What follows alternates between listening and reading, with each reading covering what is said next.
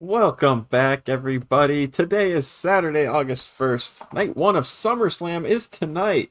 However, right now we're going to be doing our SmackDown SumUp for last night's show from July 31st.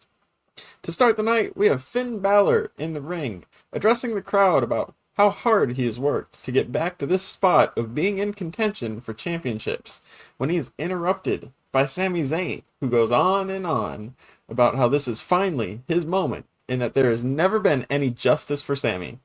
The two go back and forth a little bit until Gunther arrives out of nowhere and takes them both out. He then grabs a mic and demands to speak with Adam Pearce to find out what he needs to do to get what he believes is rightfully his.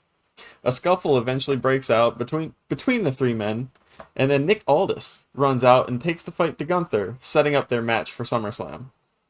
After the chaos from the opening segment, we had a women's tag match between B-Fab and Mishin versus Tiffy Stratton and Chelsea Green.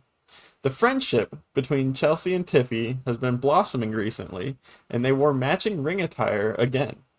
However, it wasn't quite enough to overcome the baddies after some assistance from Jade Cargill. Jade Cargill claimed victory in the center of the ring when a very angry-looking Charlotte Flair comes out. Tiffy and Chelsea cleared out B-Fab and Mishin, leaving Jade alone to try and deal with Charlotte. Charlotte quickly gained the upper hand and finally got a little bit of revenge for Jade hurting Alexa a few weeks ago. We then had a title for title match between Damian Priest and R-Truth versus the War Raiders, Eric and Ivar. This was turning out to be a very explosive and powerful match until things got too physical and contact with the ref ruled the contest as a double disqualification. The fighting still continued all across the arena, which then allowed Tama and Tala Tonga to make their presence felt and lay out both champion tag teams.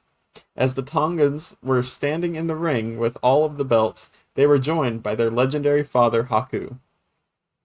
The next segment had Trick Williams coming out to the ring and calling out Baron Corbin to come out and finally face him like a man. Baron answered the call out and says that during his time away, he learned a lot of valuable lessons, and the main one being patience. He then called Trick Williams nothing more than an impatient rookie, and just walked away when Trick wanted to fight right then and there. We then got to see a AAA Cruiserweight title defense between Rey Fenix and JD McDonough.